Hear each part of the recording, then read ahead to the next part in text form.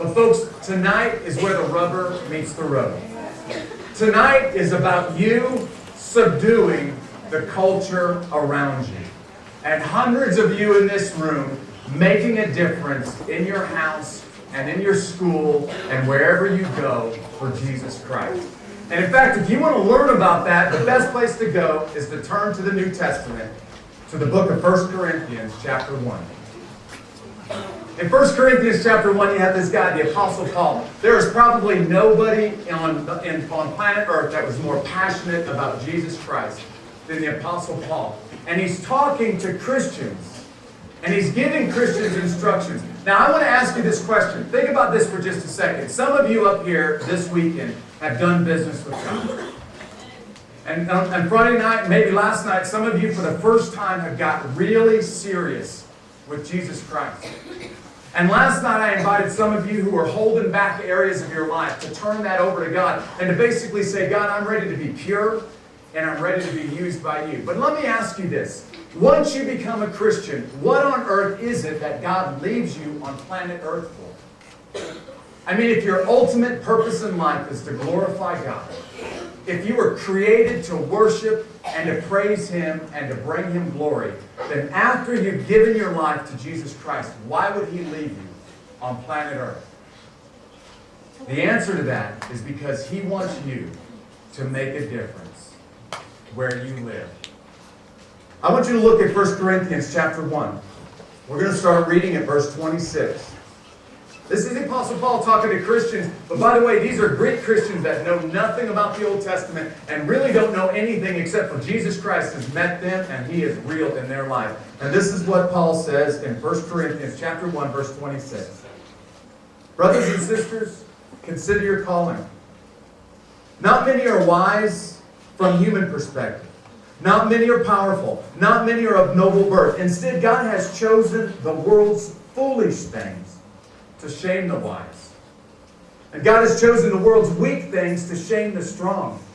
God has chosen the world's insignificant and despised things, the things viewed as nothing, so that He may bring to nothing the things that are viewed as something, so that no one can boast in His presence.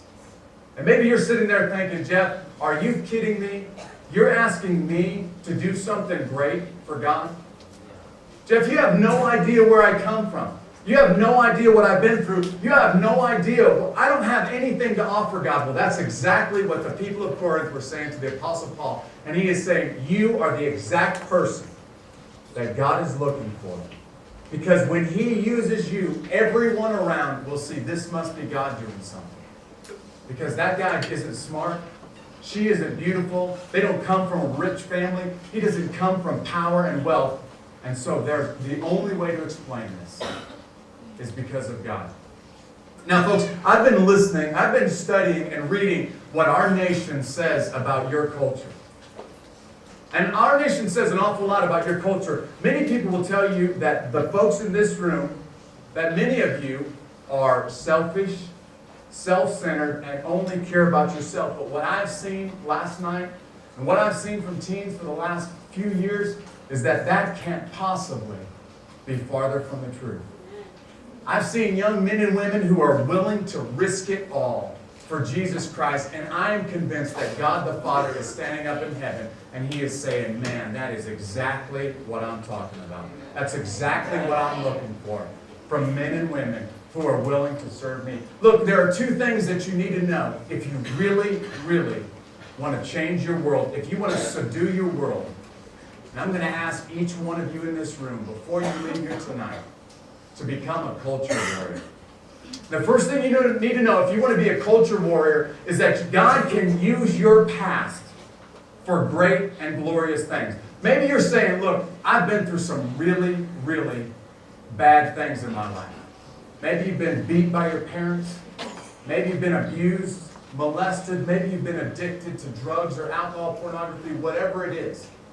And maybe you're sitting there right now and saying, man, I'm a dirty vessel. Why would God use me? And what you just sung about is that God the Father, through His Son Jesus Christ, is saying, I am willing to clean you up and I am willing to use you to change your world if you'll let me. And folks, I'm so convinced that God loves you so much that He would not let those things that happened to you in your past, He would not let those happen for no reason. Instead, I think God can use those things in your past. And He can use you for the type of woman who can look at another girl who's just been molested. And you can put your arms around her. And you can literally look her in the eyes and say, I know what you're going through. Because I've been where you've been. Or maybe you can look at another student in school who's been beat by his father for years. And you can look him in the eyes and you can say, man, I know exactly what you're going through. Because I've been where you've been. And I've got some help for you. His name is Jesus Christ. If you just turn your life over to Him. Whatever it is, there may be a million things that you've done in your life. But I don't want you to take this past and think about it as something that God holds against you. In fact, God can use your past, whatever it is, whatever you've done or whatever you've been through, as the very thing that He will use to reach another person for Jesus Christ. Perhaps one of the greatest examples of this that I've ever seen is a friend of mine by the name of Brad Thomas. Now, I want you to know, Brad is probably one of the most courageous soldiers that I've ever met in my life. Brad used to work for me. And in Mogadishu, Somalia, I'm going to tell you the story for just a minute, and then I'm going to show you a clip about it from the movie Black Hawk Down. Brad Thomas used to work for me. Brad was married. He had a wife at home. Brad was probably one of the greatest soldiers that I ever had working for me. But in the middle of this firefight that I described to you last night, when the chips were down and when the bullets were flying and when none of us thought that we would ever survive, when we finally made it back to the airfield that I described to you last night, and my boss walked up to me and he said, Jeff, I need you to get your men, put them back on those vehicles and get ready to go back out into the city. I sent all the rest of my guys to go get some more ammunition, go get some more fuel, and we started to clean Dominic Pilla's blood off of the back of that vehicle. And one of my men said the most difficult thing a ranger will ever say to another ranger. After everybody else cleared out, Brad walked up to me and he looked me in the eyes and he said, Sergeant, I can't go back out into that city. He said, if I go back out into that city, I know I'm going to die tonight. I've got a wife at home and I've got a family. And I don't want to lose them. And I can't get back on those vehicles, and I can't go back out into the city. Now, you need to know something about Rangers. Rangers are a group of men who live by a creed. And basically what Brad was saying is that I can't live up to the standards that our nation expects of me. And Brad, for all intents and purposes, was saying, I can't keep doing what our country's asked me to do. Jeff, I just don't have it in me to do it. I sat there for just a minute and I thought to myself, man, do you know how much courage it took for him to walk up to me and to say that? And then I looked Brad dead in the eyes and I said, Brad, I want you to think about something. You know, the difference between a hero and a coward, Brad, is not fear. You see, all of us experience fear. The difference between a hero and a coward is not fear. It's what you do when you're afraid. And then I walked away. And I said, Brad, I won't make you get back on those vehicles and go back out there. But those men that are left out in that city, they need you. And I want you to see what Brad did next. Go ahead and peel the table. All right, gather around. A Command 6-4 is down. We're going back in together. That's crazy. Is there anyone alive on that? Doesn't matter. No one gets left behind. You know that. Wasting time here. All right. Refit max out ammo and grenades. You got 5.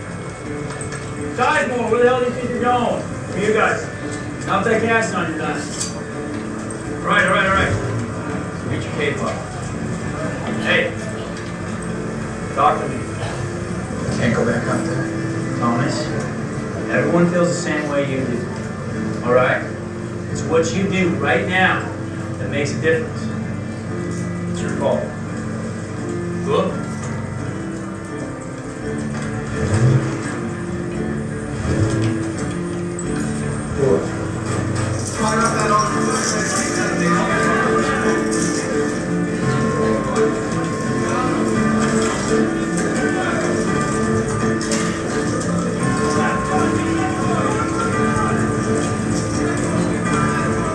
They'd probably have to wash the blood out of the Humvees.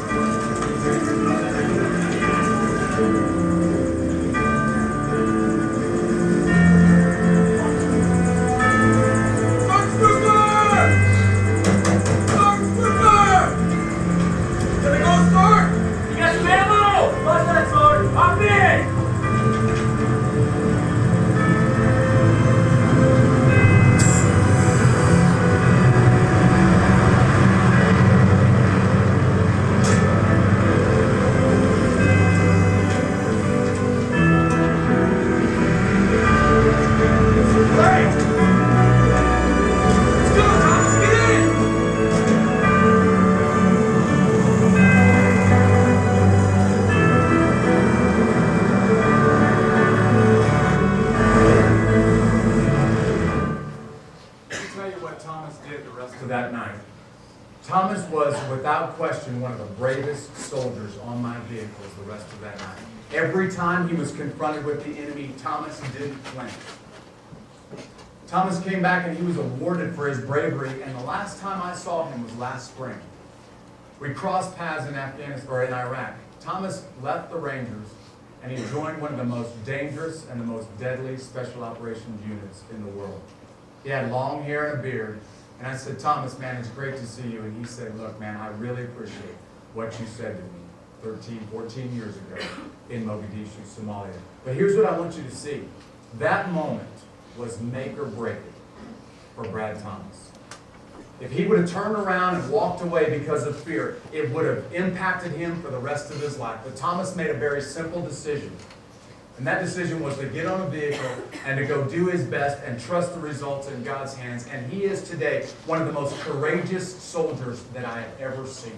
He's unflinchable today in the face of the enemy. Now, folks, I know some of you have probably blown it along the way. Some of you have probably messed up big time. But that can be the very thing that gives you strength when you're confronted with difficulties again. And again, whatever it is in your past, God can use that if you'll offer it to Him, lay it in His hands, and trust the results to Him. The first thing that I want you to see is that God can use your past to help you shape your culture. But look back at those verses again. Not only can He use your past, but God can use your passions to change the world around you. Paul says, not many of you were wise by human perspective. Not many of you were powerful. Not many of you were of noble birth. Instead, God chose the foolish things to shame the wise. And God chose the weak things of the world to shame the strong. And God has chosen the world's insignificant and despised things, the things viewed as nothing, so that He might bring to nothing the things that are viewed as something, so that no one can boast in His presence. God has wired into every single one of you in this room a passion for something. Maybe you're good at it, maybe you're not, but it's something that really, really hits home deep down in your soul. And whatever that passion is, God can use you in that area of your passion. And that can be the very area where God uses you to touch the world around you. When you leave, if you leave this mountaintop and all you did is got your life right with Jesus Christ, that in and of itself is incredible. But there's more that God wants. And what He wants of you is for you to leave this mountain, go back down into the valley, and to impact your culture for Jesus Christ. He wants you to use your past. He wants you to use your passions. Now, folks, here's what I'm going to ask you to do. Tonight, I'm going to ask you to sincerely, honestly, make a commitment to Jesus Christ. And that commitment is, Jesus, when I get home, when I get to my family, when I get around my friends at school, when I go back to my youth group, when I hang around the folks that I work with, whatever it is, God, you show me some area where I can make a difference. And I will do that if you will show me what it is. God, you show me what it is. You use my past, you use my passions. You show me whatever it is, and I'll do it for Jesus Christ. Some of you might need to go back to a public school and start a Bible study on your own. Maybe some of you need to go back to confront your culture. Maybe you need to start writing letters to the editor of your newspaper and start confronting the social injustice around you. Maybe you need to go to your workplace and you need to start to share your faith. Maybe you live in a family that is an absolute abortion and you need to go home and start to talk to your mom and your dad, your brothers and sisters about Jesus Christ. And maybe you are the person that God will use to turn that whole family around for Jesus Christ. It might just be you. You might be the one that God is using or that God plans to use. If you will become a culture warrior and if you will make a difference for Jesus Christ. Guys, my prayer has been, ever since I heard about this conference, my prayer has been that you would first no longer be subdued by your world.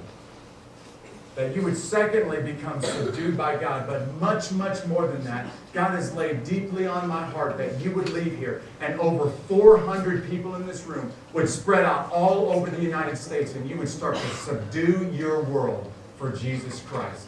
And in your church, in your school, in your community, and all across this country, people will be different because of you sitting in this room, right here.